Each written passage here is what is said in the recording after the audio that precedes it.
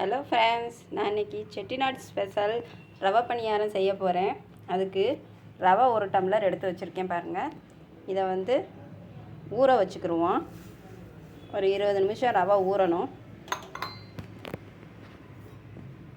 ரொம்ப தண்ணி இல்லாமல் ஓரளவுக்கு கொஞ்சமாக ரவை மூழ்கிற அளவுக்கு தண்ணி இருந்தால் போதும். இதை ஒரு 20 நிமிஷம் ஊற வச்சுக்குவோம். பாருங்கள், ரவை ஊறிடுச்சு. நல்லா தண்ணி ஊற்றி ஊற வச்சோம். நல்லா கெட்டியாக இருக்குது பாருங்கள். இதில் பாதி ரவையை எடுத்து அப்படியே எடுத்து மிக்சியில் போட்டு அரைக்கணும். பாருங்கள், பாதி ரவையை போட்டுட்டேன். பாதி ரவையை அப்படியே வச்சுக்குவோம். அப்போ தான் அது நல்லாயிருக்கும். அப்புறம் 1 டம்ளர் ரவை எடுத்தேன்ல, அதிலே வந்து 3/4 டம்ளர் சர்க்கரை எடுத்திருக்கேன். அதையும் இந்த மிக்சி ஜாரில் சேர்த்துக்கலாம். பாருங்கள், 2 ஏலக்காய் வாசனைக்காக அதையும் சேர்த்துக்கிறேன். அது கூட ஒரு அரை தேங்காய் மூடி எடுத்து வச்சுருக்கேன். அதையும் இதில் சேர்த்துக்கிறேன். இதில் சேர்த்துட்டேன். இப்போ இதை எல்லாத்தையும் சேர்த்து அரைச்சிக்குவோம். கொஞ்சமாக தண்ணி விட்டுக்குவோம். கொஞ்சம் கெட்டியாக இருக்கணும், அதனால் ரொம்ப தண்ணி வேண்டாம். இப்போ இதில் லைட்டாக ஒரு பிஞ்ச் சால்ட்டும் சேர்த்துக்கிறேன். இதை எல்லாத்தையும் சேர்த்து அரைச்சிக்கலாம். அரைச்சாச்சு. நல்லா ரொம்ப நைஸாகவும் இல்லாமல் கொஞ்சம் லைட்டாக பெருபருக்கியாக அரைச்சிருக்கேன்.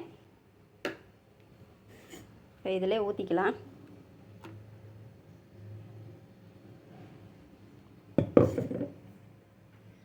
இப்போது இதில் 2 ஸ்பூன் மைதா எடுத்து வச்சுருக்கேன். அதையும் சேர்த்துக்கலாம். மைதா ரொம்ப சேர்க்க வேணாம், 2 ஸ்பூன் போதும். இதை எல்லாத்தையும் நல்லா மிக்ஸ் பண்ணி விடுவோம். மிக்ஸ் பண்ணிவிட்டு ஒரு 10 நிமிஷம் அப்படியே வைக்கணும். அப்போ தான் லைட்டாக கொஞ்சம் புளிச்சு வரும். இப்போது கொஞ்சமாக சோடா மாவு வச்சுருக்கேன். அந்த சோடா மாவும் லைட்டாக இதில் சேர்த்துக்கலாம். இது எல்லாத்தையும் நல்லா மிக்ஸ் பண்ணிவிட்டு, ரொம்ப தண்ணியெல்லாம் வேணாம், இந்தளவே இருக்கட்டும். இது நல்லா ஊறி வரும்போது இன்னும் கொஞ்சம் தண்ணியாக வந்துடும். ஒரு 10 நிமிஷம் அப்படியே வச்சுருவோம். பாருங்கள், 1/2 மணி நேரம் ஆயிடுச்சு. மாவு நல்லா ஊறிடுச்சு. பாருங்கள், ரொம்ப கெட்டியாக இருந்துச்சுன்னா லைட்டாக கொஞ்சம் தண்ணி ஊற்றிக்குவோம். இப்போ ஊற்றிக்கலாம்.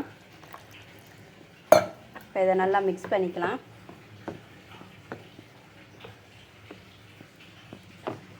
பாருங்கள், இப்போ கடாய் வச்சு எண்ணெய் ஊற்றியாச்சு. எண்ணெய் கொஞ்சம் சூடாகட்டும். பாருங்கள், மாவு வந்து இந்த கன்சிஸ்டன்சி அளவுக்கு இருக்கட்டும். ரொம்பவும் தண்ணியாக இருக்கக்கூடாது, ரொம்பவும் கெட்டியாக இருக்கக்கூடாது. இப்போ வந்து எண்ணெய் சூடாகிடுச்சு. இதுலேருந்து ஒரு இது ஊற்றலாம்.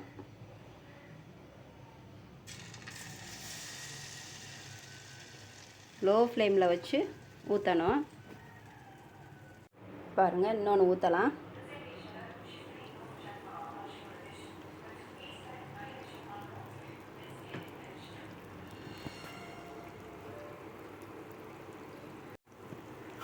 பாருங்கள், அவன் எப்படி மேலே நல்லா புசு புசுன்னு வரான் பாருங்கள். லைட்டாக எண்ணெயை எடுத்து அவன் மேலே ஊற்றி விடுங்க.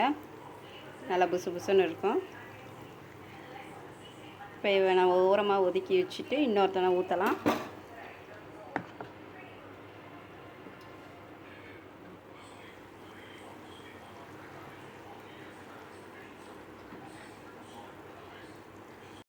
பாருங்கள், எப்படி புசு புசுன்னு மேலே வரான் பாருங்கள். இது மேலே கொஞ்சம் எண்ணெய் எடுத்து ஊற்றணும். இப்போ இவனை திருப்பி விடுவோம். மெதுவாக எடுத்து மெதுவாக அப்படியே திருப்பி விடுவோம்.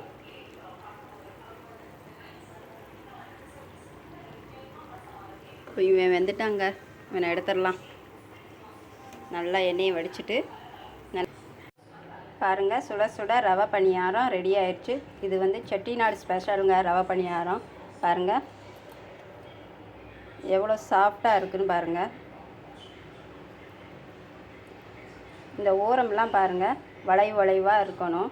அது மாதிரி இந்த மாதிரி கொஞ்சம் வெள்ளையாக தான் இருக்கணும். ரொம்ப ப்ரௌனாகவும் வரக்கூடாது இந்த பலகாரம். அப்போ தான் பார்க்குறதுக்கு நல்லாயிருக்கும், சாப்பிடவும் நல்லா டேஸ்ட்டாக இருக்குங்க. இதை செஞ்சு சாப்பிட்டு பாருங்கள். இந்த வீடியோ பிடிச்சிருந்தால் லைக் பண்ணுங்கள், சப்ஸ்கிரைப் பண்ணுங்கள்.